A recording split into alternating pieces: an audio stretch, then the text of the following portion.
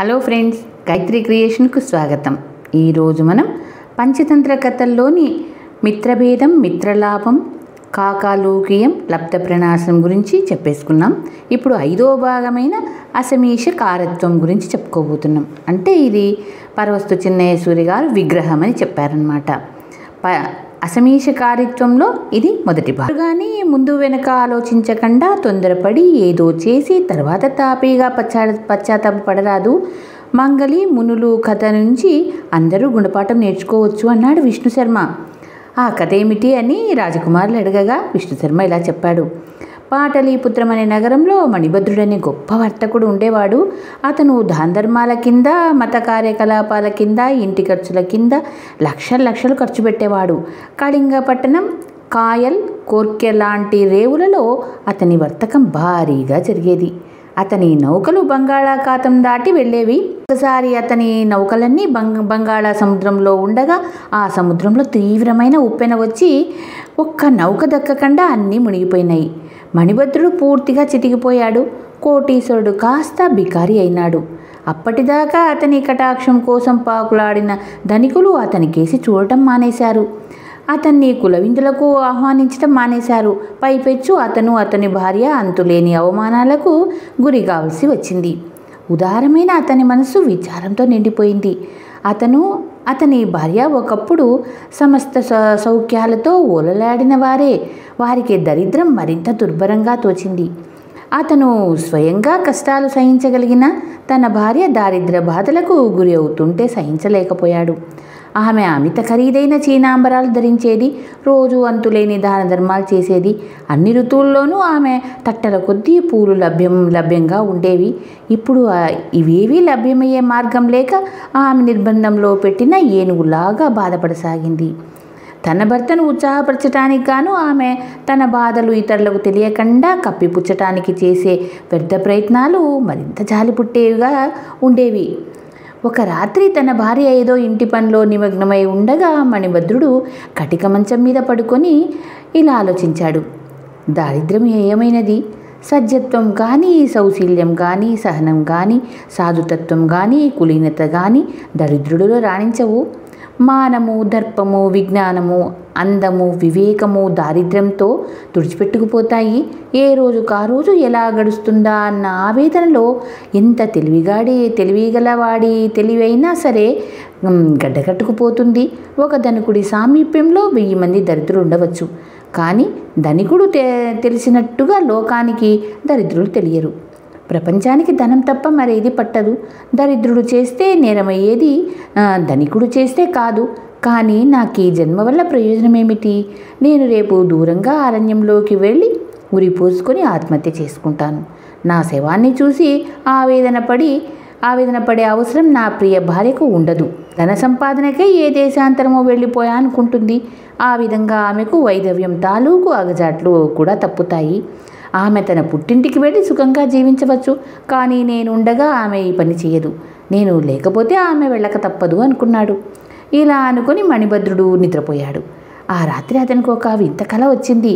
కలలో ఒక దిగంబర జైనుడు కనిపించి, మణిభద్ర, ఆత్మహత్యా ప్రయత్నం మాను. గత జన్మలో చేసిన కర్మలు ఒక్కోసారి ఫలించినట్టు కనిపించినా తప్పక ఫలిస్తాయి. క్రిందటి జన్మలో ఒక దిగంబర జైనముని పేదలకు ఇవ్వటానికి నిన్ను అర్థించగా నువ్వు అతనికి 1,00,000 బంగారు మాడలు ఇచ్చావు. నేనే ఆ మునిని.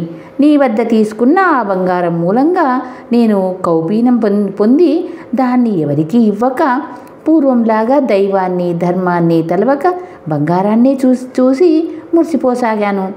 మనసు దేని మీద లగ్నమైతే అది అయిపోతుందంటారు. అది అక్షరాల నిజమై నేను పైకి మునిలాగా కనిపిస్తున్న బంగారు మనిషినయ్యాను. నాకిప్పుడు బుద్ధి వచ్చింది. బంగారం మీద కొంచెం కూడా కాంక్ష లేదు. అయినా ఈ బంగారం మనిషి నన్ను వదలడు. వాడు చావాలి. నీ బంగారం నీకు తిరిగి చెందాలి. కనుక రేపు నేను ఉదయం ఇదే రూపంలో మీ ఇంటికి వస్తాను. నన్ను నీవు సులభంగా గుర్తించగలవు. ఎందుకంటే నా చేతిలో భిక్షాపాత్ర ఉండదు. భిక్షాందేహి అని అనను. నువ్వు ఏమాత్రము సంకోచించకుండా నా నెత్తిన కర్రతో కొట్టు. ఆ దెబ్బతో నేను 2 మణుగుల బరువు గల బంగారు విగ్రహంగా మారిపోతాను. నువ్వు నాకిచ్చిన బంగారం అంతే బరువు. ఆ బంగారంతో నువ్వు నీ భార్య వెనుకటిలాగా సుఖంగా జీవించవచ్చు. కాకపోతే మధ్య వచ్చిన దారిద్ర్యంతో నువ్వు మనుషులను గురించి లోకం గురించి నిజం తెలుసుకొని వివేకం పెంచుకున్నావు. ఇక నేనేమో మామూలు జైనముని అయిపోయి దేవలోకం చేరి నిర్విఘ్నంగా తపస్సు చేసుకుంటాను అని చెప్పి అదృశ్యమయ్యాడు. మణిభద్రుడు చప్పున నిద్రలేచి ఈ వింత కళ గురించి ఇలా అనుకున్నాడు. ఈ కళ నిజమవుతుందో లేదో తెలియదు. నేను నిద్రపోయే ముందు ధనం గురించి ఆలోచించాను గనుక బహుశా ఇది అర్థం లేని కళే అవుతుంది. జబ్బు పడినవాడు, శోకతప్తుడు, విచారగ్రస్తుడు, ప్రేమికుడు, తాగిన మైకంలో ఉన్నవాడు కనే కళ ఎప్పుడు నిజం కాదంటారు. అయినా ఏం జరుగుతుందో చూద్దాం. మణిభద్రుడు తెల్లవారక ముందే లేచి స్నానం చేసి పూజ ముగించి ఇంటి ముందు అరుగు మీద కూర్చున్నాడు. అతనికి సమీపంలోనే మంచి చేవగల కర్రతో చేసిన దుడ్డు కర్ర ఒకటి సిద్ధంగా ఉంది. ఆ సమయంలో మంగలి ఒకడు వచ్చి మణిభద్రుడి భార్య కాలిగోళ్లు తీశాడు. ఆ పని పూర్తయ్యే క్షణంలో ఒక జైనముని భిక్షాపాత్ర లేకుండా వచ్చి భిక్ష అడగకుండా మణిభద్రుడి కేసి నవ్వుతూ చూస్తూ నిలబడ్డాడు. మణిభద్రుడు అతన్ని చూసి తనకు కలలో కనిపించిన వాడే అని తెలుసుకొని చప్పున దుడ్డుకర్ర తీసుకొని జైనుడి నెత్తిన బలంగా ఒకటి కొట్టాడు. జైనముని విరుచుకుపడిపోయి బంగారు విగ్రహంగా మారిపోయాడు. ఇది చూసి మణిభద్రుడి భార్య మంగలి కూడా నిర్ఘాంతపోయారు.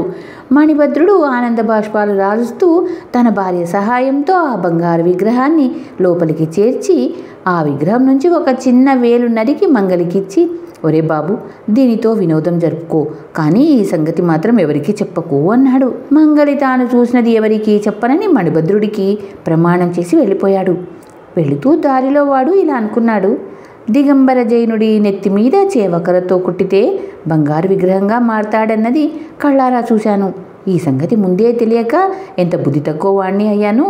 నేను రోజు 6 గంటల పాటు రకరకాల మనుషులకు క్షౌరం చేసి సంపాదించే 6-7 వెండి నాణ్యాలు నా సంసారం గడవటానికి చాలదు కదా. ఇంతమంది దిగంబర జైన్లు తిరుగుతున్నారు. నాకు ఈ సంగతి మాట మాత్రం తెలిస్తే మణిభద్రుడిలాగా 10 నిమిషాల్లో 1,00,000 బంగారు నాణ్యాలు సంపాదించుకొని ఉందునే.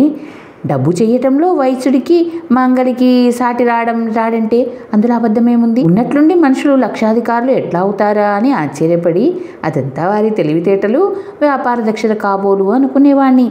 కావలసిందంతా మంచి దుడ్డుకర్ర, దిగంబర జైనుడు, బలమైన దెబ్బ. తమ కులం మటుకే బాగుపడాలని వైశ్యులు ఈ రహస్యం ఎవరికి చెప్పరు. కానీ నాకు తెలిసిపోయింది. రేపు ఊళ్ళో ఉన్న దిగంబర జైన్లందరినీ మా ఇంటికి ఆహ్వానించి వాళ్ళ బుర్రలు బద్దలు కొట్టి అంతులేని బంగారం సంపాదించుకుంటాను. అదంతా ఒకవేళ నేను దుబారగా ఖర్చు చేస్తే దేశంలో దిగంబర జైన్లకు కొదవనా? ఇలా అనుకుని మంగలి బోలెడని దుడ్డు కర్రలు తెచ్చి తమ ఇంటి చావడిలో భోషాణంలో దాచి ఉంచి ఆ రోజల్లా ముళ్ళ మీద ఉన్నట్లుగా గడిపి మర్నాడు తెల్లవారగానే నగరంలో ఒక మూల ఉన్న జైన మందిరానికి వెళ్ళి మహావీరుడి విగ్రహానికి ప్రదక్షిణ చేసి 3 సార్లు సాష్టాంగపడి, జైనులకు జయం, బ్రహ్మచర్యానికి జయం, జీనుడు మిమ్మల్ని రక్షించాలి, జీనుడి భార్య యశోద రక్షించాలి అని గట్టిగా అరిచాడు. తరువాత వాడు జైన భిక్షువుల పెద్దను సమీపించి సాష్టాంగ నమస్కారం చేసి, స్వామి, తమరు తమ అనుచరులు అందరినీ వెంట పెట్టుకుని మా ఇంటి విందుకు ఇవాళ దయచేయాలి అని ఆహ్వానించాడు. దానికి పెద్ద భిక్షువు, శ్రావక, మమ్మల్ని విందుకు ఎందుకు ఆహ్వానిస్తున్నావు? తిండిపోతులైన బ్రాహ్మణులు అనుకున్నావా? మేము ఆహ్వానాలను పాటించం. ఆకలి అయినప్పుడు గృహస్థుల ఇంటికో వెళ్ళి వాళ్ళు పెట్టింది ప్రాణం నిలుపుకునేందుకు మాత్రమే తింటామన్నాడు. మీ నియమం నాకు బోధపడింది. అభ్యర్థన ఒకటి ఆలకించండి. మా ఇంట బోలెడన్ని వస్త్రాలు పడి ఉన్నాయి. డబ్బు మూలుగుతుంది. అవి గ్రంథాలు తయారు చేయటానికి, దాన ధర్మాలు చేయటానికి మీకు ఉపయోగపడవచ్చు. మీ ఇష్టం. మీరు వద్దంటే ఇతర భిక్షుల వద్దకు పోతాను అన్నాడు మంగలి. ఇది విని మందిరంలో ఉన్న 6 భిక్షువులు ఏకకంఠంగా, మేము వస్తాం, నువ్వు ఇచ్చేవి వ్యక్తి బహుమానాలు కావు కనుక తీసుకోవటానికి మాకు అభ్యంతరం లేదు. నువ్వు మరెవరి వద్దకు అవసరం లేదు అన్నారు. చిత్రం ఏమిటంటే బ్రహ్మచారి, ఒంటరిగాడు, ఇల్లు విడిచినవాడు, సర్వం త్యజించిన భిక్షాపాత్ర ధరించినవాడు, దిగంబరత్వం అవలంబించినవాడు అయినప్పటికీ తృష్ణ నుంచి తప్పించుకోలేడు. ఇంతకన్నా చిత్రంగా వాడు తన దురాశను తెలివిగా సమర్థించుకుంటాడు. ముసలివాడే జుట్టు నెరసి, పళ్ళూడి, కళ్ళు మసకలు కమ్మి, చెవులు సరిగా వినిపించని స్థితిలో ఒక్క దురాశ మాత్రమే పెరుగుతూ ఉంటుంది. మంగలి జైన భిక్షువులను తమ ఇంటి చావడికి తీసుకుపోయి తలుపులన్నీ బిగించి భూషాణం తెరిచి బట్టలు డబ్బు బదులు దుడ్డుకరలు పైకి తీసి భిక్షువుల తలల మీద బలం కొద్దీ కొట్టసాగాడు. ఒక్కడు కూడా మణిభద్రుడి భిక్షువులాగా నవ్వుతూ దెబ్బలు తినక ఒక్క దెబ్బకు చచ్చిపడి పోయేసరికి మంగలికి ఆశ్చర్యము కోపం వచ్చినాయి. పైపెచ్చు ఆ జైన సన్యాసులు అరుస్తూ దెబ్బలు తప్పించుకోవటానికి ప్రయత్నిస్తూ ఎలుకల్లాగా చావిడి అంతా తిరగసాగారు. తలుపులన్నీ బిగించి ఉండటం చేత వాళ్లకు తప్పించుకుపోయే మార్గం కనబడలేదు. చివరకు 2 భిక్షువులు మంగలి దెబ్బలకు పడిపోయారు. వారు చచ్చారని తెలిసి బంగారం అవుతారేమోనని మంగలి ఆశపడ్డాడు. కానీ వాళ్ళు రక్తం ఓడే శవాలుగా ఉండిపోయారు. మిగిలిన 4 భిక్షువులు మంగలి కాళ్ళ మీద పడి, మమ్మల్ని కాపాడు, మేము నీకు ఏం చేశాం? దోచుకునేందుకు మా వద్ద ఏమీ లేదు. ఇప్పటికే 2 ప్రాణాలు తీశావు, మిగిలిన వాళ్ళమైనా ప్రాణాలతో వదులు అని ఆక్రోశించారు. మంగలి ఆవేశంతో అరుస్తూ, మీలో ఒక్కడు కూడా బంగారం కావటం లేదు, మీ వేషాలు మాని మర్యాదగా చచ్చి బంగారు విగ్రహాలు కండి అంటూ వారిని మరింత ఆవేశంతో ఎడాపెడా బాధసాగాడు. భిక్షువులు పెట్టే భయంకరమైన కేకలు విని అటుగా వెళ్లే రక్షక భటులు తలుపులు బద్దలు కొట్టి చావడిలో ప్రవేశించి 4 భిక్షువులను కాపాడారు. 2 శవాలు, 4 భిక్షువులు మంగల్ని న్యాయాధిపతి వద్ద ఉంచబడ్డారు. న్యాయాధిపతి అంతా విని, ఇంత ఘోరం ఎందుకు చేశావు అని మంగల్ని అడిగాడు. నిన్న మణిభద్రుడు చేసిన పనే కదా నేను చేశాను, నా తప్పెలా అవుతుంది అన్నాడు మంగలి. ఏమిటి నువ్వనేది అని న్యాయాధిపతి అడిగాడు. మణిభద్రుడు నిన్న ఒక దిగంబర జైనుని నెత్తిమీద దుడ్డుకలతో కొట్టగా వాడు బంగారు విగ్రహంగా మారటం నేను చూశాను అంటూ మంగలి అంతా చెప్పాడు. న్యాయాధిపతి భటులను పంపి మణిభద్రుడిని పిలిపించి, నిన్న నీవు ఒక దిగంబర జైనుని చంపావా అని అడిగాడు. మణిభద్రుడు తన కథ అంతా చెప్పాడు. అది విన్న మీదట న్యాయాధిపతి, ఈ మూర్ఖుణ్ణి తీసుకుపోయి ఈటలతో పొడిచి చంపండి అని ఉత్తర్వు ఇచ్చి మంగల్ని భటులకు పట్టుకుపోయినాక, అనాలోచితంగా విషయం సరిగా అర్థం చేసుకోకుండా పనులు చేసేవాడి గతి ఇంతే. సరిగా ఆలోచించకుండా వెనుకటికి ఒక బ్రాహ్మణుడు విశ్వాసం గల ముంగీసను చేజేతులా చంపుకున్నాడు కదా అన్నాడు. ఏమిటా కథ అని మణిభద్రుడు అడిగిన మీదట న్యాయాధిపతి ఇలా చెప్పారు. దేవశర్మ అనే పేద బ్రాహ్మడికి లేక చాలా కాలానికి ఒక మగబిడ్డ కలిగాడు. ఆ బిడ్డను చూసుకుని తల్లిదండ్రులు పరమానందభరితులైనారు. చందనం పూసుకున్నా కూడా పుత్రస్పర్శ చల్లగా ఉంటుంది కదా. కొడుకు కోసం సోదరులను, తండ్రిని, సంరక్షకుని కూడా తృణీకరిస్తారు. పిల్లలు లేని కాలంలో ఆ ఇంట ఒక ముంగీస పెరిగింది. అది స్వేచ్ఛగా ఇల్లంతా తిరిగేది.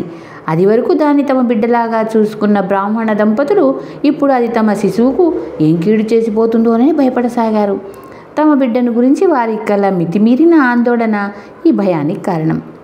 ప్రసవించిన 10వ రోజున బ్రాహ్మణుడి భార్య పురిటి స్నానం చేయటానికి నదికి వెళ్ళింది. పోబోతూ ఆమె తన భర్తతో, నేను స్నానానికి వెళ్తున్నాను, బిడ్డను కాస్త జాగ్రత్తగా చూస్తూ ఉండండి అని హెచ్చరించింది. ఆమె వెళ్ళిన కొద్దిసేపటికి రాణిగారి పరిచారిక వచ్చి బ్రాహ్మణుడితో, రాణిగారు స్వయంపాకము దక్షిణ ఇస్తారట, వచ్చి తీసుకో అని చెప్పింది. రాణిగారిచ్చే దాని మీద ఆశ కొద్దీ బ్రాహ్మణుడు తన బిడ్డను ఇంటిని ముంగీస రక్షణలో ఉంచి వెంటనే బయలుదేరి వెళ్ళాడు. అతను వెళ్ళిన కొంతసేపటికి గోడలోని కలుగులోంచి ఒక పాము పరిగెత్తుకుంటూ బిడ్డకేసి వచ్చింది. సహజ వైరం కొద్దీ ముంగీస దాంతో కలయబట్టి హోరాహోరి పోరాడి చంపి ముక్కలు చేసింది. ఇంతలో దానికి బ్రాహ్మణుడు తిరిగి వస్తూ కనిపించాడు. తాను సాధించిన విజయానికి పొంగిపోతూ రక్తసిక్తమైన నోటితో ముంగీస బ్రాహ్మణుడికి ఎదురు వెళ్ళింది. బ్రాహ్మణుడు దాని నోట రక్తం చూసి అది తన బిడ్డను చంపిందనుకొని మరో ఆలోచన చేయకుండా తన చేతి కర్రతో ముంగీసను బలం కొద్దీ కొట్టి చంపాడు. కానీ అతను ఇంట్లోకి పోగానే నిద్రపోతున్న శిశువు ముక్కలుగా తెగి ఉన్న పాము కనిపించాయి. అయ్యో, ఎంత పాడు పని చేశాను, పాపిష్టివాణ్ణి, నా బిడ్డను రక్షించిన ముంగీసను చేతులారా చంపుకున్నాను అని బ్రాహ్మణుడు దుఃఖాన్ని ఆపుకోలేక నేల మీద పడి పొర్లిగింతలు పెట్టుతూ తల బాదుకోసాగాడు. అప్పుడు అతని భార్య తిరిగి వచ్చి, ఏమిటి, ఎందుకు అలా శోకాలు పెడుతున్నారు అని అడిగింది. బ్రాహ్మణుడు ఆమెకు జరిగిందంతా చెప్పాడు. అంతా విని ఆమె, దురాశ కొద్దీ బిడ్డను చూస్తుండమని నేను చెప్పిన మాట పాటించావు కావు. అందుకు ఫలితం ఏమంటే మన బిడ్డను కాపాడిన అమాయక ప్రాణి నిష్కారణంగా చచ్చింది. ఆశ ఉండవచ్చు కానీ దురాశ దుఃఖం చేటని మన పెద్దలు ఊరికే చెప్పారా? దురాశ గలవాడి నెత్తిన చక్రమెత్తి తిరగగలదా అన్నది. ఏమిటా కదా అని బ్రాహ్మణుడు అడిగితే అతని భార్య ఇలా చెప్పింది. అల్పలోభి, మితలోభి, అతిలోభి, అత్యంత లోభి అని 4 బ్రాహ్మణ యువకులు గాఢ స్నేహితులుగా ఉండేవాళ్ళు. అందరూ దారిద్ర్య బాధను అనుభవిస్తున్న వాళ్లే. ఒకనాడు వాళ్ళు 4 కలిసి ఉన్న సమయంలో అత్యంత లోభి మిగిలిన వాళ్ళతో ఇలా అన్నాడు. మిత్రులారా, దారిద్ర్యాన్ని మించిన అవమానం లేదు. బంధువుల మధ్య దరిద్రుడు జీవించే కన్నా క్రూరమృగాలు తిరిగే అరణ్యంలో ముళ్ళ కంపల మధ్య నివసిస్తూ గడ్డిలో పడుకోవడం మేలు. తనను ఎంతో విశ్వాసంతో సేవించుకునే పేదవాడిని యజమాని కూడా తిరస్కారంతో చూస్తాడు. ఇతరత్రా ఎంతో సజ్జనులై బంధువులు సైతం పేదవాడి పట్ల నిర్దయగా ప్రవర్తిస్తారు. వారిలో ఉండే సద్గుణాలు రాణించవు. వారిని సొంత కొడుకులే విసర్జించుతారు. భార్యలు లక్ష్య పెట్టరు. స్నేహితులు కన్నెత్తి చూడరు. ఈ ప్రపంచంలో ధైర్యము, అందము, వాక్చాతుర్యము, చమత్కారము, విజ్ఞానము, యుద్ధ కౌశల్యము లాంటి ఎన్ని ఉన్నా కొంత అయినా సంపద లేనిదే మనిషికి కీర్తి ప్రతిష్టలు రావు. డబ్బు ఉండేలే కానీ ఇలాంటి సుగుణాలతో లోకాన్నంతా జయించవచ్చు. అది లేకపోతే అంతా వృధా. అందుచేత మనం దేశ సంచారం చేసి ధనార్జన చేస్తామన్నాడు. ఇందుకు మిగిలిన వాళ్ళు సరేనన్నారు. త్వరలోనే 4 స్వస్థలం విడిచిపెట్టి ధనం కోసం బయలుదేరారు. పూట గడవని వాడు బంధుమిత్రులను, తల్లిని, జన్మభూమిని విసర్జించి దేశాంతరాలకు పోక ఏం చేస్తాడు? వాళ్ళు కొద్ది రోజులకు అవంతి దేశాన్ని చేరుకున్నారు. నిస్రీ నదిలో స్నానం చేసి నది ఒడ్డున గల ఆలయంలో మహాకాలుణ్ణి అంటే శివుణ్ణి సేవించారు. వారు ఆలయం నుంచి బయటకు వచ్చేటప్పుడు భైరవానందుడు అనే సుప్రసిద్ధ తాంత్రిక సన్యాసి కలిశాడు. వాళ్ళు ఆయనకు ప్రణామం చేసి ఆయన వెంట సమీపంలో ఉన్న ఆయన మఠానికి వెళ్ళారు. మీరెవరు? ఎక్కడి నుంచి వస్తున్నారు? ఎక్కడికి పోదలుచుకున్నారు? మీ ఆశయం ఏమిటి అని ఆయన వారిని అడిగాడు. మేము ధనాన్ని వెతుకుతూ తిరుగుతున్నాం. ఈ అన్వేషణలో చావనైనా చస్తాం కానీ అన్వేషణ మానం. మంత్రశక్తితో నిక్షిప్తమై ఉన్న నిధులు తెలుసుకొని ధనికులు కావచ్చునట. అలాంటి మంత్రవేత్త పట్టుకోవాలని మా ఆశయం. సాహసం కలిగి ఎందుకైనా సిద్ధపడిన వాడికి అసాధ్యమనే ఉండు కదా అన్నాడు. ఒకడు ఆకాశం నుంచి అధపాతాళం చెందుతాడు. మరొకడు నరకం నుంచి పైకి వచ్చి 4 సముద్రాలు ఏలుతాడు. పతనానికి ఉన్నతికి కారణం నిధి కానే కాదు. కృషి లోపము, కృషి బలము, మానవ ప్రయత్నము యాదృచ్ఛికంగా ఫలించడమే అదృష్టం. సాహసులు అధికారాన్ని లక్ష్య పెట్టరు. తమ ప్రాణాలను అంతకన్నా లక్ష్య పెట్టరు.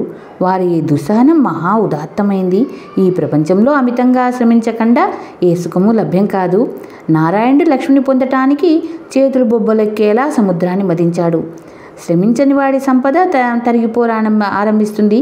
శౌర్యం లేని రాజు ఇతరుల రాజ్యాన్ని గెలవలేడు సరికదా, తన రాజ్యాన్ని నిలుపుకోలేడు. నిధి లేని నేలమాడిగల్లోనూ నాగుపాముల రక్షణలోనూ ఉండని పిశాచాలను సంతృప్తిపరచడం వల్ల కానీ, ప్రేతభూతాలను, శవాల మాంసాన్ని భూతాలకు అమ్మటం ద్వారా కానీ లభ్యం కాని నిధి ఉన్న చోట ఆరిపోయే మంత్రపొత్తుల ద్వారా సూచించబడని మేమన్నింటికీ సిద్ధమే. నిన్ను చూడగానే అతీత శక్తులు గలవాడిగా కనబడుతున్నావు. నువ్వు మాకు సహాయం చేయగలవు. తప్పక చేసి తీరాలి. అద్భుత కార్యాలు, గొప్ప పనులు గొప్పవాడి వల్లే వాళ్ళకి కావాలి. బడబాగ్ని సముద్రుడే భరించగలడు అన్నారు 4 మిత్రులు. మిత్రులు 4 చెప్పిన దానికి సంతోషించిన భైరవానందుడు వారు 4కి 4 మంత్రపొత్తులు తయారు చేసి ఇస్తూ, హిమాలయాలకు వెళ్ళండి. ఆ ప్రాంతంలో ఎక్కడ వత్తి పూర్తిగా కాలిపోయి పడిపోతుందో అక్కడ తప్పక నిధి ఉంటుంది. దాన్ని తవ్వి తీసుకోండి. ప్రకృతి నియమాలు ఉల్లంఘించవద్దు. మీ దారిద్ర్యం తీరేపాటి దొరకగానే ఇంటికి తిరిగి వెళ్ళిపోండి అన్నాడు. ఆ 4 ఆయనకు ధన్యవాదాలు చెప్పి హిమాలయ ప్రాంతానికి బయలుదేరి వెళ్ళారు. వాళ్ళు హిమాలయాలపు తొలిమెట్టు దాటుతుండగా అల్పలోభి చేతిలోని వత్తి మండి రాలిపోయింది. వాడు అక్కడ తవ్వేసరికి రాగి నాణ్యాలు నిక్షేపంగా దొరికాయి. వాడు సంతోషించి మనం మోయగలిగిన నాణ్యాలు తీసుకొని ఇంటికి పోదామన్నాడు. ఓరి పిచ్చివాడా, ఈ పనికి మన రాగి మన దరిద్రాన్ని ఏం తీరుస్తుంది? ముందుకు పోదాం పదా అన్నారు మిగిలిన 3. మీరు వెళ్ళండి, నేను రాను. నాకు ఈ రాగి డబ్బులు చాలు అంటూ అల్పలోభి 3000 రాగి డబ్బుల మూట కట్టుకొని ఇంటికి తిరిగిపోయాడు. నాడు మితలోభి వత్తి మండి నేల మీద పడిపోయింది. వాడక్కడ తవ్వేసరికి వెండి నాణ్యాల నిక్షేపం కనిపించింది. వాడు పరమానందంతో మనం మోయగలిగినంత డబ్బు తీసుకొని ఇంటికి పోదాం పదండి అన్నాడు. దానికి మిగిలిన 2 వానికి రాగి డబ్బు దొరికింది. ఇప్పుడు వెండి దొరికింది. ఈసారి బంగారం దొరుకుతుంది కనుక ముందుకు పోదామన్నారు. నాకు ఈ వెండి నాణ్యాలు చాలు, ఇక నేను ముందుకు రాను అని మితలోబి 5,000 వెండి నాణ్యాలు తీసుకుని ఇంటికి తిరిగి వెళ్ళాడు. మిగిలిన ఇద్దరు ముందుకు సాగారు. మర్నాడు అతిలోబి వద్ద ఉన్న వత్తి మండి కింద పడింది. అక్కడ తవ్వగా బంగారు కాసుల నిధి కనబడింది.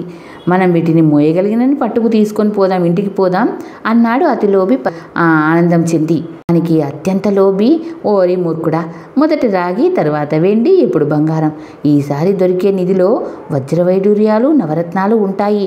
వాటిలో ఒక్కటి చాలు జీవితాంతం దరిద్రం లేకుండా బతకటానికి. అలాంటప్పుడు మోయగలిగినన్ని రత్నాలు తీసుకున్నామో రాజ్యాలకు రాజ్యాలే కొనేయచ్చు. నువ్వు మొయ్యగల బంగారం అంతా కలిసి ఒక్క వజ్రం విలువ చెయ్యదు. ఈ ముష్టి బంగారం మోసుకుపోతేనే అన్నాడు. దానికి అతిలోబి, మిత్రమా, నాకు బంగారం చాలు. మనం బయలుదేరింది దారిద్ర్యం నుంచి విముక్తి పొందటానికి కానీ రాజ్యాలు కొనేయటానికి కాదు కదా. మనం జన్మలో ఎన్నడూ తాకి కూడా ఎరగమే, అలాంటి దాన్ని ముష్టి బంగారం అంటావా? నా ప్రాణానికి ఇది ఎంతో విలువైంది. దీంతో నేను యావజ్జీవం ధనవంతుడిగా ఉండి దారిద్ర్యాన్ని జయించగలను. అంతకుమించి నేనేమి కోరను. అత్యాశ పనికిరాదు అన్నాడు. దానికి అత్యంత లోబి, ఇంకా నయం, ఆశ కొద్దీ ఆర్జన. ఈ మాట నేను రుజువు చేస్తాను. ఈ చెత్త ఇక్కడే వదిలేసి నా వెంటరా అన్నాడు. నేను ఇంక ముందుకు రాలేను, నీ కోసం ఇక్కడే వేచి ఉంటాను. ఇద్దరం కలిసి తిరిగిపోదామన్నాడు అతిలోబి. అత్యంత లోబి ఒంటరిగా ముందుకు సాగాడు. పోయిన కొద్దీ చాలా మొరటుగా ఉన్నాయి, దుస్సహనంగా ఉంది. 3 రోజులు గడిచినా అతడి ఒత్తి మండి రాలే లక్షణాలేవీ కనబడలేదు. వాడు ఒక లోయలో ప్రవేశించాడు. అది నిర్జనంగా నిర్బలంగా కనబడింది. ఎండ మండిపోతుంది. ఎక్కడైనా చుక్క నీరు కానీ ఒక్క చిన్న ప్రాణి కానీ కనబడుతుందేమో అని చూశాడు. కానీ చిన్న పురుగైనా కనపడలేదు. సవ్యమైన మార్గం అంతరించి మెలికలు తిరిగిన కాలిబాటలు, వాటి నిండా ముళ్ళు మొక్కలు ఉన్నాయి. అయినా ఆశ ప్రేరేపించగా వాడు ముందుకే వెళ్ళాడు కానీ అతిలోబి వద్దకు తిరిగిపోయే ఆలోచన చేయలేదు.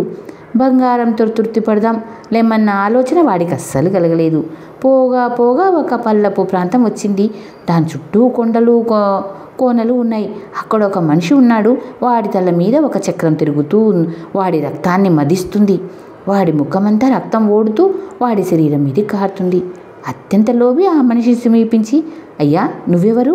ఇక్కడ నిలబడి నీ నెత్తి మీద ఎందుకు చక్రాన్ని తిప్పుతున్నావు? రత్నరాశుల నిధులు కనిపెట్టడానికి ఇదొక యజ్ఞం కాదు కదా. ఇక్కడ ఎక్కడైనా నీరుందా అని అడిగాడు. వాడలా అన్న మరుక్షణం చక్రం అవతల మనిషి తల మీద నుంచి ఎగిరి వచ్చి అత్యంత లోబి తల మీద నిలిచి తిరగసాగింది. వాడు కంగారు పడుతూ, మిత్రమా, ఇదేమిటి? ఎంత బాధగా ఉంది అన్నాడు. దానికి రెండోవాడు, ఆ చక్రం నీ నెత్తి మీదకి దూకినట్టే నా నెత్తి మీదకి దూకి ఇంతకాలము దుర్భరమైన బాధ కలిగించింది అన్నాడు. అయితే ఇది ఎప్పుడు వదులుతుంది? నెత్తి మీద ఆగకుండా తిరుగుతూ రక్తం చిలుముతూ అమితంగా బాధిస్తుంది అన్నాడు అత్యంత లోబి. నీలాగే ఎవడన్నా ఒక మంత్రబుద్ధి సంపాదించి నీతో మాట్లాడినప్పుడు ఈ చక్రం నీ నెత్తి నుంచి వాడి నెత్తికి మారుతుంది అన్నాడు మనిషి. నువ్వు ఈ చక్రాన్ని నెత్తి మీద పెట్టుకుని ఎంతకాలంగా ఇక్కడ నిలబడి ఉన్నావు అని అత్యంత లోబి అడిగాడు. ఇప్పుడు రాజెవరు అని ఆ మనిషి ఎదురు ప్రశ్న వేశాడు. నీకు తెలీదా? వీణావత్సరాజు ఉదయనుడు అని అత్యంత లోబి జవాబు చెప్పాడు.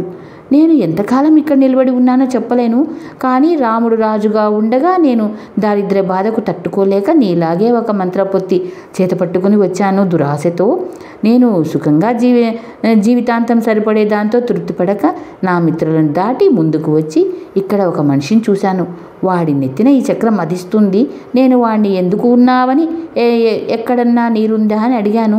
మరుక్షణం ఆ చక్రం నా నెత్తి మీద మారింది. ఎన్నో యుగాల పాటు ఇక్కడ బాధపడుతూ నిలిచి ఉన్నాను. ఏమంటే ఇటుగా ఎవరు రారు. దేవుడి దయ వల్ల మంత్రబుద్ధి పట్టుకొని నువ్వు వచ్చావు, నన్ను విముక్తిని చేసి. మిత్రమా, ఇలా నిలబడి ఉంటే తిండి దాహము బాధించవా? కొద్ది రోజుల్లో ప్రాణాలు పోవా అని అత్యంత లోబి అడిగాడు. అలా జరగదు. దురాశపరులు నిధులు కొల్లగొట్టుకోపోకుండా హడలుగొట్టడానికి కుబేరుడు ఏర్పాటు చేశాడు. చక్రం నెత్తి మీద తిరుగుతున్నంతసేపు ఆకలి దప్పులు జరామరణాలు ఉండవు, కానీ దుర్భరమైన బాధ మాత్రం ఉంటుంది. మరి నేను సెలవు పుచ్చుకుంటున్నాను అన్నాడు మనిషి. ఇంతకాలం గడిచాక నీకు ఇల్లు ఎక్కడా? నీ వాళ్ళంతా ఎప్పుడూ పోయి ఉంటారు, ఎక్కడికి పోతావు అని అత్యంత లోబి అడిగాడు. నేను ఆ మాట ఆలోచించలేదు సుమా. అయితేనే ప్రపంచం విశాలమైనది, జీవితం మధురమైనది. యుగాలు మారి అయిన వాళ్ళందరూ పోయినా కొత్త జీవితం ప్రారంభించవచ్చు అంటూ ఆ మనిషి వెళ్ళిపోయాడు. ఈ లోపల అతిలోభి బంగారు నిధి వద్ద అత్యంత లోభి కోసం చాలా కాలం చూసి అతను ఎంతకు రాకపోయేసరికి నిధి నుంచి 5,000 నాణ్యాలు తీసుకొని అత్యంత లోభి కోసం వెతుక్కుంటూ బయలుదేరి వెళ్ళి చిట్ట చివరకు అతన్ని నెత్తి మీద మదిస్తున్న చక్రాన్ని చూశాడు. అత్యంత లోభి శరీరం మీద ముఖం మీద ఎడతెరిపి లేకుండా భయంకరంగా రక్తం పారుతూ ఉంది. తన మిత్రుని అలాంటి స్థితిలో చూసేసరికి అతిలోభికి కళ్ళ వెంట నీరు వచ్చింది. అతను అత్యంత లోభిని సమీపించి, మిత్రమా, ఏమిటిది అని అడిగాడు. విధి లిఖితం అన్నాడు అత్యంత లోభి. ఎలా జరిగింది అని అతిలోభి అడిగాడు. అత్యంత లోభి తన కథ అంతా చెప్పాడు. అంతా విని అతిలోభి, మిత్రమా, దురాశకు ఈ దశకు వచ్చావు. వెనుకటికి మందరకుడనే సాలెవాడు మంగలి చెప్పిన మంచి మాటలు వినినట్టుగానే నువ్వు కూడా నా హితవు విన్నావు కాదు అన్నాడు. ఏమిటా కథ అని అత్యంత లోభి అడిగితే అతిలోభి ఇలా చెప్పాడు. ఒకానొక గ్రామంలో మందరకుడనే సాలెవాడు ఉండేవాడు. ఒకనాడు అతని మగ్గం శీలలు విరిగిపోతే మగ్గాన్ని మరమ్మత్తు చేసుకునేందుకు కర్ర కోసం వాడు గొడ్డలి తీసుకుని బయలుదేరాడు. వాడికి సముద్ర తీరాన పెద్ద చెట్టు కనబడింది. ఆ చెట్టు నరికి ఎన్ని శీలలైనా చేసుకోవచ్చు కదా అని వాడు అనుకున్నాడు. అయితే ఆ చెట్టులో నివసిస్తున్న దేవత వాడితో, బాబు, ఈ చెట్టు జోలికి రాకు, ఇది నా నివాసం, సముద్రపు గాలి పీల్చుతూ ఇందులో ప్రశాంతంగా ఉంటున్నాను అన్నది. నన్ను మాత్రం ఏం చేయమంటావు? నా మగ్గం బాగు చేసుకోకపోతే నాకు తిండి ఉండదు అన్నాడు సాలెవాడు. అయితే ఒకటి చేద్దాం, నువ్వు ఈ చెట్టు జోలికి రాకుండా ఉంటే నేను నీవు కోరినది ఇస్తాను అన్నది వృక్షదేవత. అలాగే కానీ నేను ఇంటికి వెళ్ళి నిన్ను ఏం కోరాలో నా భార్యను మిత్రుణ్ణి అడిగి వస్తాను అని సాలెవాడు నగరానికి తిరిగి వచ్చి తన మిత్రుడైన మంగల్ని కలుసుకొని వాడి సలహా అడిగాడు. ఏలటానికి ఒక రాజ్యం కోరుకో, నేను నీకు మంత్రిగా ఉంటాను, ఇద్దరం సుఖంగా ఉందామన్నాడు మంగలి. నా భార్య ఏమంటుందో అడిగి చూస్తాను అన్నాడు సాలెవాడు. వద్దొద్దు, ఆడదానికి నీ చిత్తం వచ్చినంత తిండి పెట్టు, నగలు చేయించు, బట్టలు ఇయ్యు, ఆలోచన మాత్రం అడగకు అన్నాడు మంగలి. అలా కాదులే, దాన్ని కూడా అడగాలి అని సాలె తన భార్యను కలుసుకొని ఆమె సలహా అడిగాడు. అంతేగాక తనకు మంగలి ఏలటానికి రాజ్యం కోరుకోమని సలహా ఇచ్చాడని కూడా చెప్పాడు. మంగలి మాట ఎప్పుడు వినకు, క్షౌరవం చేయటం తప్పిస్తే వాళ్ళకేం తెలుసు? రాజులంటే ఏమిటో, రాజ్యాలంటే ఏమిటో వాళ్ళకి తెలుసునా ఏం? రాజ్యం చేయటం అంటే మాటలా? యుద్ధము, సంధి, రాయబరాలు, ఇంకా ఏమిటేంటో వచ్చిపడి నానా బాధలు కలుగుతాయి. రాజ్యం కోసం రాజులు ప్రాణాలు వాడి తమ్ములే వాడి కొడుకులే ఎసరు పెడతారు. ఇది సాలెవాడి భార్య. ఈ మాట నిజం, ఇంతకు ఏమడగమంటావు అని సాలె తన భార్యను అడిగాడు. నీకున్న 2 చేతులు ఒక తల ఉపయోగించి రోజుకు ఒక బట్ట నేస్తున్నావు, దాంతో మనకు జరుగుబాటు అవుతుంది. నీకు మరి 2 చేతులు మరొక తల కావాలని దేవతను అడుగు, వాటితో 2 బట్టలు నేస్తావు. ఒకటి ఖర్చు గడపడానికి, రెండవది వినోదించడానికి ఉపయోగపడతాయి అన్నది సాలెవాడి భార్య. బేష్ అని సాలెవాడు చెట్టు వద్దకు వెళ్ళి తన భార్య దేవతను కోరమన్నట్లు అదనంగా 2 చేతులు తలా కోరాడు. దేవత అలాగే వాడి కోరికను తీర్చింది. అయితే వాడు 2 తలలతోనూ 4 చేతులతోనూ ఇంటికి తిరిగి వస్తుండగా జనం వాడిని చూసి భూతం అనుకొని కర్రలతోనూ రాళ్లతోనూ కొట్టి చంపేశారు. అతిలోభి అత్యంత లోభికి కథ చెప్పి ఇంకా ఇలా అన్నాడు. బంగారం నీకు చాలలేదు, వజ్రాలు వైడూర్యాలు కోరావు, ఏముంది? చక్రం నీ నెత్తిన తిరుగుతూ కెంపుల కన్నా ఎర్రనైన రక్త బిందువులను చిమ్ముతుంది. నువ్వు కోరిన వజ్రాల కన్నా మెరిసిపోయే కన్నీటి చుక్కలు నీ కళ్ళ రాలుస్తుంది. మిత్రమా, బంగారం కన్నా రత్నాలు విలువైనవని తెలిసినంత మాత్రాన అది జ్ఞానం కాదు. రాబోయే చిక్కులను, కలగబోయే ఫలితాలను ముందే గ్రహించే తెలివి కూడా ఉండాలి. అలా కానప్పుడు ఎంతటి మేధావైనా కులీనుడు సైతం ప్రమాదానికి గురవుతాడు. లోకజ్ఞానం అన్నిటికన్నా ముఖ్యం, అది లేకపోతే సింహాన్ని బతికించిన పండితుల్లాగా నశిస్తాడు అన్నాడు. ఏమిటా కథ అని అత్యంత లోభి అడిగితే అతిలోభి పండితుల కథ ఇలా చెప్పాడు. 4 బ్రాహ్మణ మిత్రులు ఉండేవారు. వారిలో 3 సమస్త శాస్త్రాలు తెలిసిన వారే, కానీ వారికి లోకజ్ఞానం లేదు. 4వ వాడికి ఏ శాస్త్రము రాదు, కానీ లోకజ్ఞానం పుష్కలంగా కలవాడు. ఒకనాడు 4 ఒకచోట కలిసి చదువుకున్నందుకు ప్రయోజనం ఏమిటి? నానా దేశాలు తిరిగి రాజులను మెప్పించి బహుమానాలు పొందాలి. కనుక మనం దేశ సంచారం బయలుదేరదాం అని అనుకున్నారు. వాళ్ళు బయలుదేరే కొంత దూరం వెళ్ళినాక వారిలోకెల్లా పెద్దవాడు ఇలా అన్నాడు. మనలో ఒకడికి లోకజ్ఞానం ఉన్నదన్న మాటే కానీ పాండిత్యం లేదు. పాండిత్యం లేకపోతే లోకజ్ఞానం ఉన్నందుకు ఏ రాజు సన్మానించడు. మిగిలిన 3 సంపాదించుకునే బహుమానాల నుంచి వాడికి వాటా రాదు కూడా. అందుచేత వాడింటికి తిరిగిపోవచ్చు అన్నాడు. 2వ వాడు లోకజ్ఞానితో, నువ్వు పండితుడివి కావు, తిరిగిపో అన్నాడు. కానీ మూడో పండితుడు, మనం వాడిని ఇంటి దగ్గరికి వెళ్ళమనటం అన్యాయం. మనం నలుగురు బాల్యం నుంచి కలిసి ఆడుకున్నాం. వీడిని మన వెంట రానిచ్చి మన సంపాదనలో ఒక వంతు ఇద్దాం అన్నాడు. అందుకు మొదటి ఇద్దరు సరే అన్న మీదట నలుగురు ప్రయాణం కొనసాగించారు. కొంతకాలానికి వారు అరణ్యం చేరుకొని అక్కడ చచ్చిన సింహం ఎముకలు చూశారు. వాటిని చూసి ఒక పండితుడు, ఇప్పుడు మనం మన విద్యను నిరూపించుకోవచ్చు. మన శక్తితో మనం ఈ సింహాన్ని తిరిగి బతికిద్దాం. నేను ఈ సింహం ఎముకలను ఎక్కడ ఉండవలసినవి అక్కడ అమర్చగలను అన్నాడు. నేను సింహం చర్మము, కండరాలు, రక్తము సృష్టించగలను అన్నాడు రెండవ పండితుడు. మీరిద్దరూ అలా చేసే మాట అయితే నేను సింహానికి ప్రాణం పోయగలను అన్నాడు మూడో పండితుడు. అన్నట్లుగా ఒకడు సింహం అస్థిపంజరాలు కూర్చి రెండవ వాడు దానికి చర్మము, మాంసము, రక్తము కలిగించి మూడో వాడు ప్రాణం పోయబోతుండగా నాలుగో వాడు, ఇది సింహం, దీనికి ప్రాణం వస్తే ఇది మన అందరినీ చంపేస్తుంది, అంచేత ప్రాణం పోయొద్దు అన్నాడు. దానికి మూడోవాడు, మూడుడా, మిగిలిన ఇద్దరు వాళ్ళ తెలివితేటలు రుజువు చేసుకున్న తర్వాత నన్ను నా శక్తి చూపటం మానుకోమంటావా అన్నాడు. లోకజ్ఞానం కలవాడు, నీ ఇష్టం, నేను ఈ చెట్టు ఎక్కేదాకా ఆగు అంటూ సమీపంలో ఉన్న చెట్టు ఎక్కేశాడు. మూడో పండితుడు సింహానికి ప్రాణం పోశాడు. ప్రాణం వస్తూనే సింహం గర్జిస్తూ విజృంభించి తన్ను బతికించిన ముగ్గురు పండితులను చంపేసింది. సింహం వెళ్ళిపోయాక లోకజ్ఞాని చెట్టు దిగి క్షేమంగా ఇల్లు చేరాడు. అతి లోబి అత్యంత లోబికి ఈ కథ చెప్పి ఒక్క తామర పువ్వుతో పుష్కరిణి కాదు. అలాగే ఈ ఒక్క కథలోని నీతి చాలదు, ఇలాంటి కథలు ఇంకా చాలా ఉన్నాయి అని మరొక కథ చెప్పాడు. ఒకప్పుడు ఉజ్జయిన్లో నలుగురు బ్రాహ్మణ బాలకులు స్నేహంగా ఉండేవాళ్ళు. వాళ్ళు కూడబలుక్కొని దేశాంతరాలకు వెళ్ళి విద్యాధికులమవుదాం అనుకున్నారు. తర్వాత వాళ్ళు కన్యాకుబ్జం వెళ్ళి ఒక ప్రసిద్ధుడైన గురువు వద్ద 12 ఏళ్ల పాటు అమిత శ్రద్ధగా చదువుకున్నారు. వాళ్ళు విద్యాభ్యాసం పూర్తి చేసి గురువుగారి వద్ద సెలవు పుచ్చుకొని తమ పుస్తకాలతో సహా ఉజ్జయినికి తిరిగి ప్రయాణమయ్యారు. కొత్త ప్రాంతాలు చూసినట్లు ఉంటుందని, ఎరగని మార్గాలు ప్రయాణం చేస్తే తెలివితేటలు తమకున్నాయని వాళ్ళు వచ్చిన మార్గం విడిచిపెట్టి సరికొత్త మార్గం ఉన్న ఉజ్జయినికి ప్రయాణమయ్యారు. వారు కొంత దూరం వెళ్ళాక దారి రెండుగా చీలింది. ఏ దారి పుచ్చుకోవాలో వారికి తెలియలేదు. ఒకడు ఇలా అన్నాడు, ఏ దారిని వెళ్ళాలన్నది సమస్య. నా పుస్తకం ఏం చెబుతుందంటే, చదువుకున్న వాడికి కర్తవ్యం దానంతట అదే తెలుస్తుంది, వాడు మరికొన్ని పని ఉండదు అని. మూఢుడు అస్తమానం ఇతరుల సలహాపై, సహకారాలపై ఆధారపడతాడు. అందుచేత మనం ఎటు వెళ్ళాలని ఇతరులను అడిగే ప్రశ్న లేదు, అది మనమే నిర్ణయించుకుందాం అన్నాడు. నలుగురు దారి కూడలిలో కూర్చొని తమ తమ పుస్తకాలు తెరిచారు. అదే సమయంలో అక్కడి దారిలో ఒకదాని వెంట ఒక శవము, ఒకదాని వెనుక అనేక మంది మనుషులు వచ్చారు. వెంటనే చదువుకున్న నలుగురిలో ఒకడు, సమస్య తీరిపోయింది, నలుగురు నడిచే దారినే నడవమని ఈ పుస్తకం చెబుతుంది, మనం ఈ జనం వెళ్ళేదాన్నే వెళ్దామన్నారు. సమస్య ఇంత సులభంగా పరిష్కారమైనందుకు మిగిలిన ముగ్గురు సంతోషంతో కేరింతలు కొట్టారు. వాళ్ళు శవం ఊరేగింపు వెనుక వెళ్ళి త్వరలోనే శ్మశానం చేరుకున్నారు.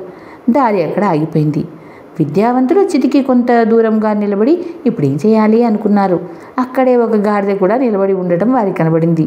దీనికి ఏదో అర్థం ఉండాలి, మనతో పాటు ఈ గాడిద కూడా నిలబడి ఉండటానికి అర్థం ఏమై ఉంటుంది అని ఒకడన్నాడు.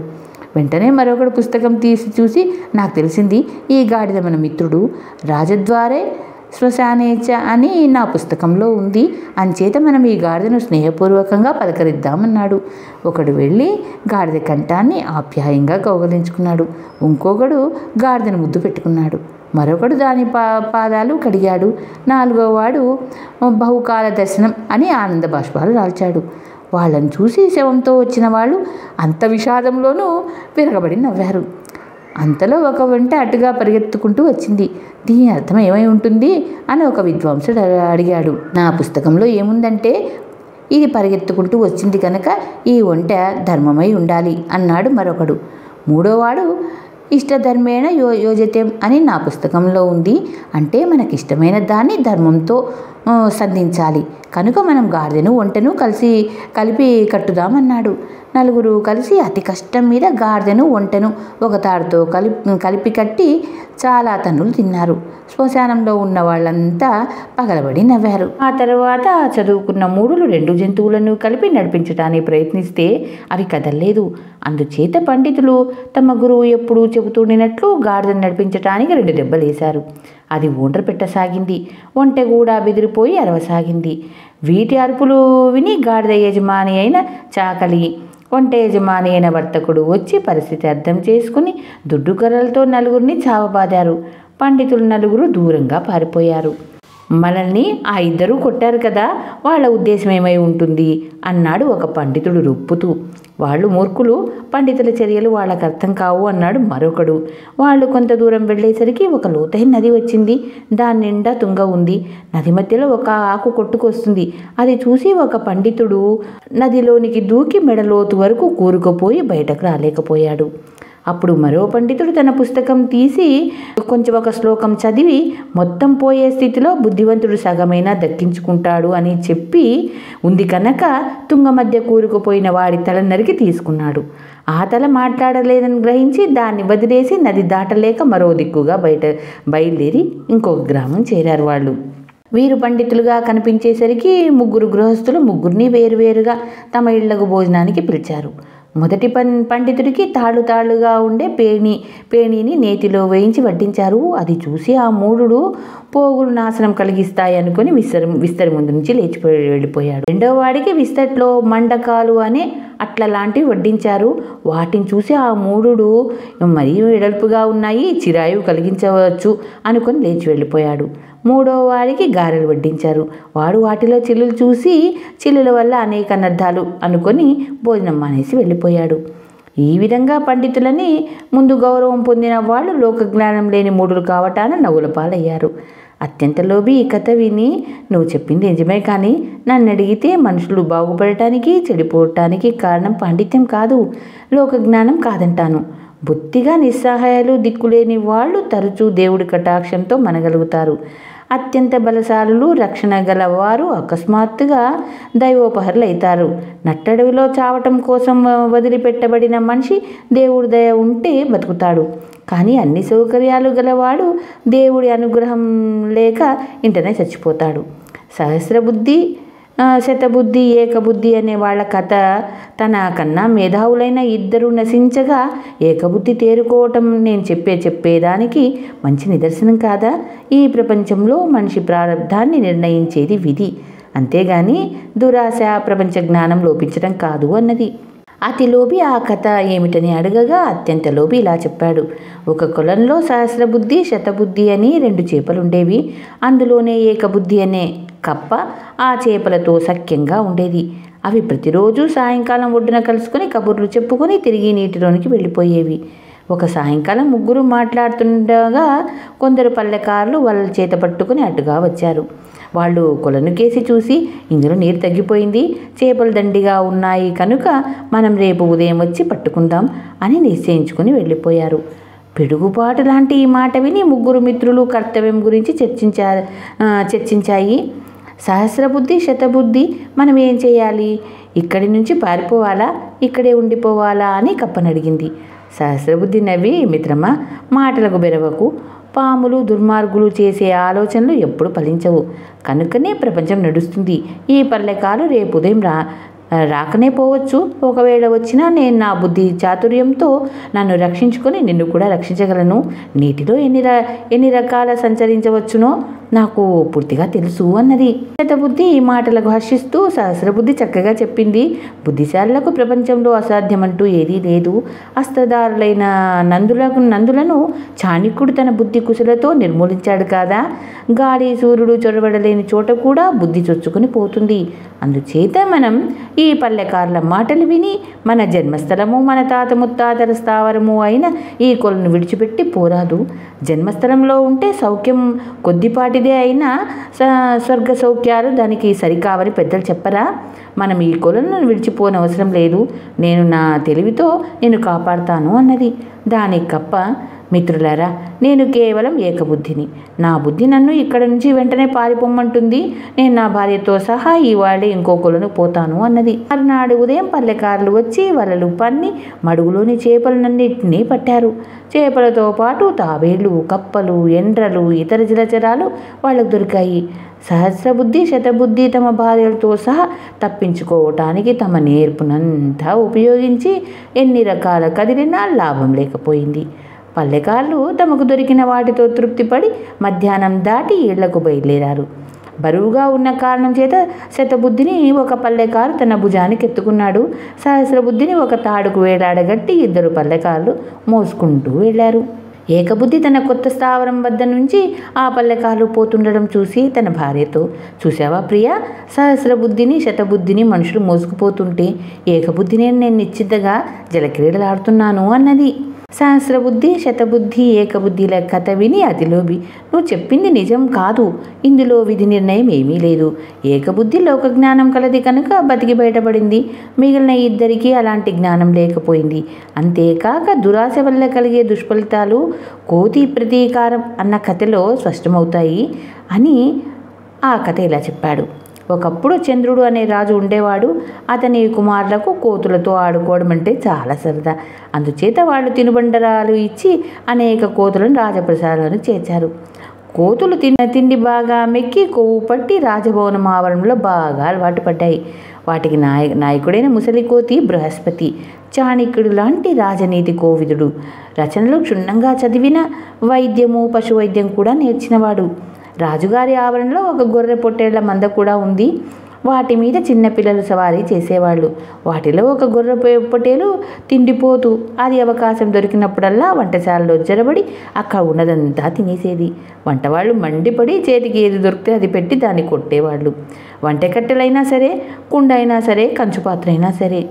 ఇది చూసి కోతుల నాయకుడు ఇలా అనుకున్నాడు, గొర్రె పొట్టేళ్లకు వంటవాళ్లకు మధ్య కొట్లాటలు రోజురోజుకు ఎక్కువైతున్నాయి.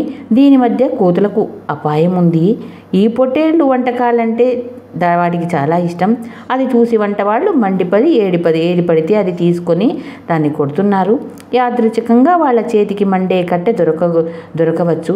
అది కొట్టి పెట్టారంటే గొర్రెల పొట్టేళ్ల బొచ్చు అంటుకోవచ్చు. అది పరిగెత్తిపోయి గుర్రపుశాల మూలలో ఉన్న తమ పాకలో చేరి మంటలకు తట్టుకోలేక నేల మీద ఎండుగడ్డిలో పొరలవచ్చు. గడ్డి అంటుకొని గుర్రపుశాల మీద రేళ్లు కప్పు మండవచ్చు. రాజుగారి జాతి గుర్రాల్లో కొన్ని చావు తప్పి కాల్పులతో బయటపడినా మరికొన్ని చచ్చి తీరుతాయి. గుర్రాలు కాలి బొబ్బలెక్కితే కోతులను అప్పటికప్పుడు చంపి వాటి కొవ్వు పట్టించటం చికిత్స అని శాలిహోత్రుడు వంటి పశువైద్య శ్రేష్ఠుడు చెప్పాడు. కోతి కొవ్వును కాలుడు గాయాల మీద మందంగా పట్టిస్తే వెంటనే నొప్పి తీస్తుందట. తన జాతి గుర్రాలు కాలి బొబ్బలెక్కి ఏడుస్తుంటే రాజుగారు ఆస్థాన పశువైద్యుడి సలహా తప్పక అడుగుతాడు. ఆయన ఎలాగూ ఈ చికిత్సే చెబుతాడు.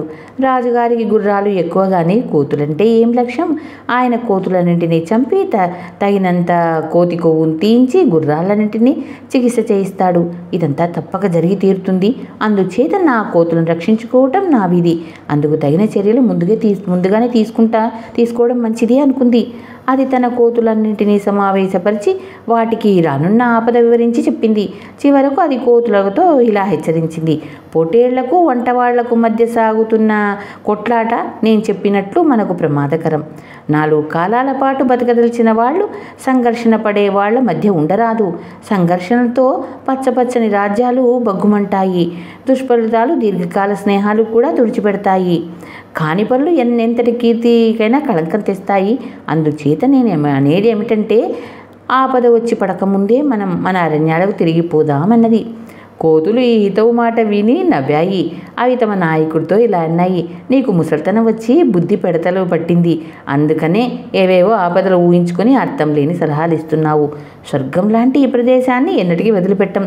రాజకుమారులు పెట్టే కమ్మని తిరుబండారాలు వదులుకొని అడవిలు పట్టిపోయి అక్కడ పుల్లగా, ఉప్పగా, చేదుగా, వగరుగా ఉండే కాయలు తినం. ఈ మాటలు వినేసరికి ముసలి కోతికి కళ్ళ వెంట నీరు కారింది.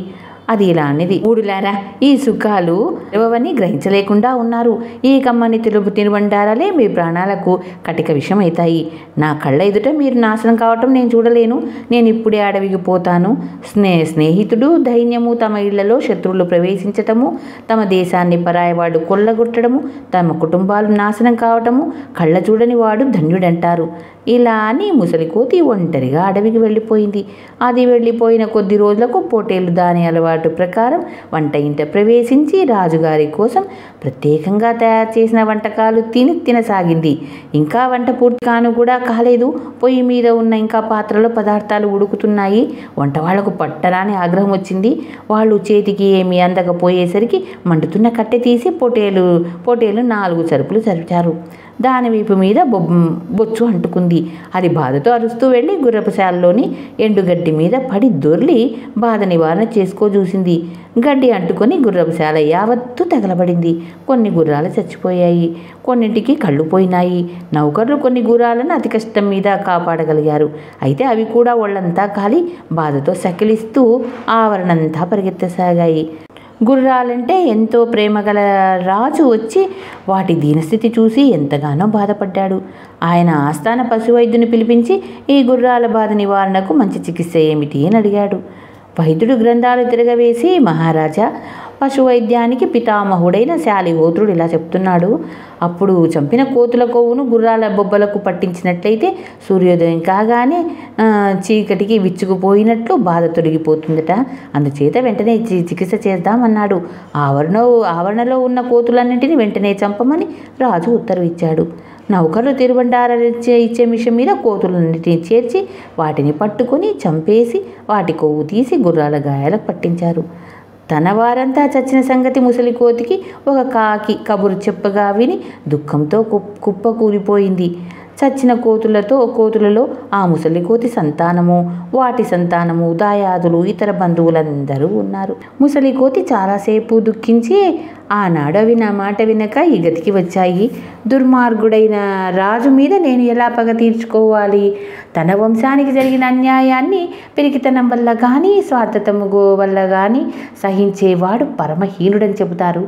నా వంశ నాశనమైనందుకు తప్పక ప్రతీకారం చెయ్యాలి అనుకుంది. పగ తీర్చుకునే పథకం ఆలోచిస్తూ అది అడవి అంతా తెగ తిరిగింది. ఎంతసేపు తిరిగినా ఏ పథకము తట్టలేదు. ఆ రోజు చాలా వేడిగా ఉంది. దానికి దాహం వేసింది. నీటి కోసం తిరుగుతూ అది ఒక కొలను వద్దకు వచ్చింది. అక్కడ ఉన్న నిశ్శబ్దం భయం కలిగించేదిగా ఉండి ప్రమాదాన్ని సూచించింది. అది జాగ్రత్తగా గమనించి ఒక విషయం గ్రహించింది. నీటికేసి వెళ్ళే అడుగుజాడలు ఉన్నాయి, కానీ తిరిగి వచ్చిన అడుగుజాడలు లేవు. ఈ మడుగులో తప్పకుండా ముసళ్ళు ఉండాలి. నీటి కోసం వచ్చే జంతువులను అవి పట్టి తినేస్తున్నాయి. అందుచేత నేను నీటిలో అడుగు పెట్టకుండా తామర తూడుతో నీరు తాగేస్తాను అనుకొని ముసలికోతి నీటి మట్టానికి ఎగువగా ఉన్న మెట్టు మీదికి దిగి కర్రతో తామర కాడను పైకి ఎత్తి దాన్ని నీటి నుంచి పీకి తామర తూడు గుండా నీరు తాగసాగింది. ఆ సమయంలో ఒక యక్ష నీటిపైకి తల ఎత్తింది. దాని కంఠంలో అద్భుతమైన వజ్రాల హారం ఉంది. అది కోతితో, ఈ మడుగులో అడుగు పెట్టిన వాళ్ళు నాకు ఆహారం అవుతారు. నువ్వు అందరికన్నా బుద్ధిగల దానివి, నీటిలో అడుగు పెట్టలేదు. నువ్వు నీరు తాగిన పద్ధతి కూడా తెలివిగా ఉంది. మెచ్చాను. నువ్వు ఏదైనా కోరుకో, ఇస్తాను అన్నది. కోతికి ఒక బ్రహ్మాండమైన ఆలోచన వచ్చి, నువ్వు ఒకేసారి ఎన్ని ప్రాణులను తినగలవు అని అడిగింది. నీటిలో అడుగు పెట్టాలే కానీ ఎన్ని లక్షల ప్రాణులైనా తినగలను. నీటి బయటకు వస్తే నేను నక్కను కూడా తినలేను అన్నది యక్షిని. నేను చాలా హీనమైన దాన్ని కూడా అయిపోతాను అని చెప్పింది. నాకు చంద్రుడనే రాజు, అతని పరివారము ప్రబల శత్రువులు. నీ మెడలోని హారం నాకు ఇచ్చావంటే నేను ఆ రాజుతోనూ అతని మనుషులతోనూ దురాశ లేపి ఇలాంటి హారాల కోసం నీటి మడుగులో దిగేలాగా చేస్తాను. నీకు కావలసినంత ఆహారం అన్నది కోతి. యక్షిని ఈ మాటలకు సంతోషించి తన వజ్రాల హారాన్ని కోతికిచ్చి, మిత్రమా, ఎలాగైనా వారినందరినీ శీఘ్రంగా ఇక్కడికి తీసుకురా. ఇలాంటి భోజనం నేను ఎప్పుడూ ఎరగను. ఈ పని చేసి మన స్నేహాన్ని శాశ్వతం చెయ్యి అన్నది. హారాన్ని తీసుకుని రాజప్రాంగణానికి వెళ్ళి దాన్ని తన మెడలో ధరించి అందరికీ కనబడేలాగా ఒక చెట్టు నుంచి ఇంకో చెట్టుకు, ఇంకో చెట్టుని ఇంకో చెట్టుకు ఎగిరింది. రాజోద్యోగులు భటులు దాన్ని చూసి, కోతిరాజా, ఇంతకాలం ఏమైపోయావు? నీకు ఆ మణిహారం ఎక్కడిది? దాన్ని కాంతి సూర్యకాంతిని మించి ఉన్నదే అన్నారు. ఇక్కడికి సమీపంలోనే అరణ్యం మధ్యలో ఒక రహస్య ప్రదేశం ఉంది. కుబేరుడు తన నిధులను ఉంచటానికి అక్కడ ఒక తామర కొలను నిర్మించాడు. ఆదివారం ఉదయం ఎవరు వెళ్ళి అందులో స్నానం చేస్తే వాళ్ళను కుబేరుడు తన అతిథులుగా భావించి ఇలాంటి హారాన్ని మెడలో వేస్తారు అని కోతి అంది. ఈ వార్త రాజు కన్నింది. అతను వెంటనే కోతిని రప్పించి, కోతిరాజా, ఈ మాట నిజమేనా? ఆ మడుగులో స్నానం చేసిన వారికి నిజంగా రత్నహారం లభిస్తుందా అని అడిగాడు. మహారాజా, నా మెడలో హారం చూశారు కదా, ఇలాంటి హారాలు కావాలంటే నా వెంట కొంతమందిని పంపించండి, ఆ మడుగు చూపిస్తాను అన్నది కోతి. రాజుకు దురాశ పుట్టింది. అతను కోతితో, ఎవరినో పంపటం దేనికి? నేనే నా బంధుమిత్ర పరివారంతో వచ్చే ఆదివారం మడుగుకు వస్తాను. అంత శీఘ్రంగా కుబేరుడు మా అందరికీ రత్నహారాలు ఇస్తాడంటావా అన్నాడు. కుబేరుడికి మీరు ఎప్పుడు వెళ్ళినా ఒకటే, సముద్ర తీరాన ఇసుక కుప్పల్లాగా రత్నాలు అక్కడ కుప్పలు కుప్పలుగా పోసి ఉన్నాయి అన్నది కోతి. అయితే మేము రావటం ఖాయం అని రాజు ఈ సంతోష వార్తను తన రాణులకు చెప్పటానికి వెళ్ళాడు. ఆదివారం వచ్చింది.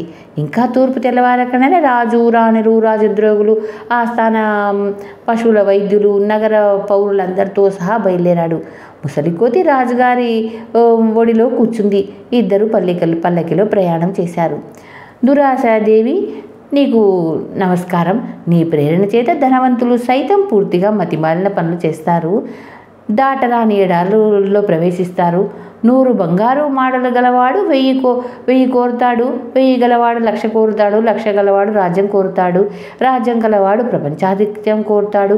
వాదిత్యంలో జుట్టు నెరుస్తుంది, పళ్ళు రాలిపోతాయి, కళ్ళు కనబడవు, చెవులు వినబడవు, కానీ వాడి దురాశకు ఎప్పుడూ యవ్వనమే అని చెప్పింది. అడుగు చేరాక కోతి రాజుతో, సూర్యబింబం మీదికి సగం లేచేసరికి అందరూ మడుగులో ప్రవేశించడానికి సిద్ధంగా ఉండండి. అదే సరైన ముహూర్తం. అందరూ ఒకేసారి నీటిలోని దిగాలి. వాళ్ళు తిరిగి వచ్చినాకనే మీరు నేను దిగుదాం. నేను మిమ్మల్ని ఒక రహస్య ప్రదేశం తీసుకుపోయి కుబేరుడి చేత అనేక ప్రత్యేక నాణ్యం గల వరహాలు ఇప్పిస్తాను అని కోతిరాజుతో అన్నది. రాజు అందుకు సంతోషంగా ఒప్పుకున్నాడు. సూర్యుడు సగం ఉదయించేసరికి రాజు, కోతి తప్ప అందరూ ఉత్సాహంగా తోసుకుంటూ మడులోకి దిగారు. వాళ్ళు ఎంతవరకు తిరిగి రాకపోవటం చూసి రాజు కోతితో, వీళ్ళు ఎంతవరకు రారేం అన్నాడు. కోతి శీఘ్రంగా ఒక మర్రి చెట్టు ఎక్కి, దుష్టరాజా, నీ ప్రజలందరినీ ఈ మడుగులో ఉండే యక్షిని తినేసింది. నీ గుర్రాల వేదన నివారించడానికి నువ్వు నా వాళ్ళందరినీ నిర్దయంగా చంపావు. ఇప్పుడు నా వంతు. నేను నీ వారందరినీ నిర్దయగా యక్షిని పొట్టన పెట్టి నా కడుపు మంట చల్లార్చుకున్నాను. నా పగ తీరింది. నువ్వు రాజువు కనుక నేను వదిలేశాను. నువ్వు బతికినన్నాళ్ళు ఈ వేదన అనుభవించాలి. దెబ్బకు దెబ్బ, హత్యకు హత్య. అదే మా కోతుల నియమం. మనుషులను మేం అనుకరిస్తాం. నువ్వు మా వంశాన్ని నిర్మూలిస్తే నేను నీ వంశాన్ని నిర్మూలించాను అన్నది. రాజు ఈ మాటలు విని దుఃఖంతో కుమిలిపోయి నడుచుకుంటూ తిరిగి పోయాడు.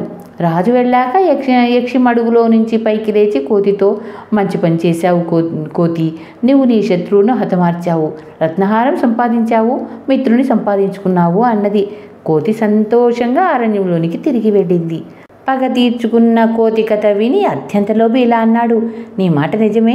దురాశలతో చిక్కుకున్న మనుషులు కష్టాలు పడటమో అవహేళన పొందటమో తప్పగా జరుగుతుంది. అయితే ఈ సంగతి వారికి అంతా మించిపోయేదాకా తెలిసి రాదు అన్నాడు.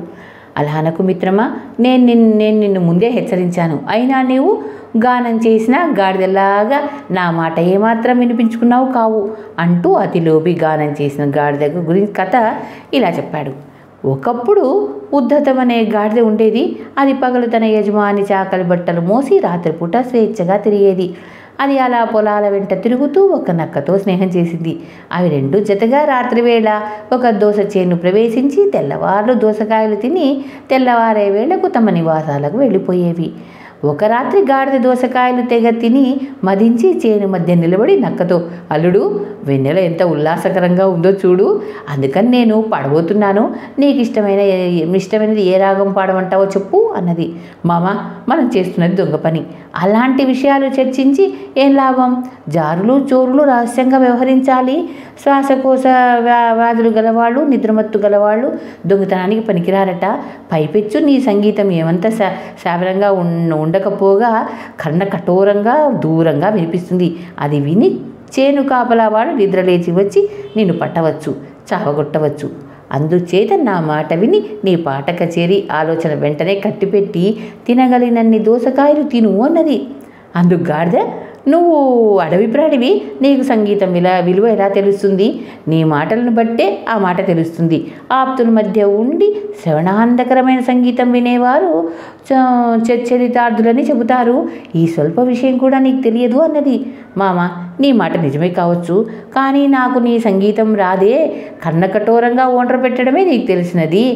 పాడు అయ్యే పనికి మాలిన పని చెయ్యనేలా అన్నది నక్క. ఛీ మూర్ఖుడా, నాకు పాడటం రాదని ఎవరన్నారు? విను. స్వరాలు 7, స్థాయిలు 3, మూర్ఛనలు 21, రాగాలు 36, భావాలు 40. భరతుల వారు రాసిన గానశాస్త్రంలో 185 అధ్యాయాలున్నాయి. ఆయన సిద్ధాంతం ప్రకారం వేదాలు తప్ప సంగీతాన్ని మించినది లేదు. తన ఆయువులను ఎండబెట్టి తంత్రాలుగా చేసి సంగీతం పుట్టించి రావణుడు శివుణ్ణి మెప్పింపజేశాడు. కనుక అల్లుడు, నాకు సంగీతం గురించి తెలియదని ఎలా అన్నావు? పాడవద్దని నన్ను ఎందుకు నిరుత్సాహపరుస్తున్నావు అన్నది గాడిద. మామ, నువ్వు పాడాలని పట్టుబడితే నేను కంచంలో వెరిపి వద్దకు వెళ్ళి చేనుగల వాళ్ళు ఇటుకేసి వస్తారేమో చూస్తూ ఉంటాను. తర్వాత నీ చిత్తం వచ్చినట్లు గానం చేయి అన్నది నక్క వెళ్ళిపోతూ. తరువాత గాడిద పాట ఎత్తుకుంది. అది భయంకరంగా ఓటర్ పెట్టడం విని చేనుగలవాడు కోపంతో పళ్ళు కొరుకుతూ దుడ్డుకర్ర తీసుకొచ్చి గాడిదని చావబాదేసరికి గాడిద ప్రాణం కడగట్టి అక్కడే పడిపోయింది. చేనుగలవాడు గాడిద మెడకు ఒక పెద్ద బండరాయి కట్టి దోసకాయలు తినడానికి వచ్చే ఇతర మృగాలను పట్టుకుందామని చేనులోనే పడుకొని నిద్రపోయాడు. గాడిద త్వరలోనే స్పృహ తెచ్చుకొని మెడ కట్టిన రాయితో సహా లేచి కంచె దాటి పారిపోయింది. నక్క దాన్ని దూరాన్నే చూసి, బాగా పాడావు మామ, నేను వద్దన్నా పాడటం మానవు కావు. నీ సంగీతానికి మెచ్చి నీ మెడకు కట్టిన రత్నం గొప్పగా ఉంది అన్నది. సంగీతం పాడిన గాడిద కథ విని అత్యంత లోబి, నిజమే, ఇప్పుడు నేను కూడా తెలుసుకున్నాను. తనంతటా ఆలోచించలేనివాడు మిత్రుడి మాట అయినా వినాలి, లేకపోతే అనుభవిస్తాడు. అయితే నాబోటి వాడికి ఆ జ్ఞానం కూడా ఉండదు. ఫలించని తన ఊహలతో ఎగిరిపోయి చేతికందిన దాన్ని కూడా పోగొట్టుకుంటాడు. ఈ సంగతి గాలి మేడలు అన్న కథ స్పష్టం చేస్తుంది అని ఆ కథ ఇలా చెప్పాడు. ఒకానొక పట్టణంలో స్వభావకృపుడు అనే బ్రాహ్మణుడు ఉండేవాడు. ఒకసారి ఏదో అక్కర జరిగితే ఎవరో అతన్ని భోజనానికి పిలిచి కడుపు నిండా తిండి పెట్టి కుండెడు పేలపిండి ఇచ్చారు.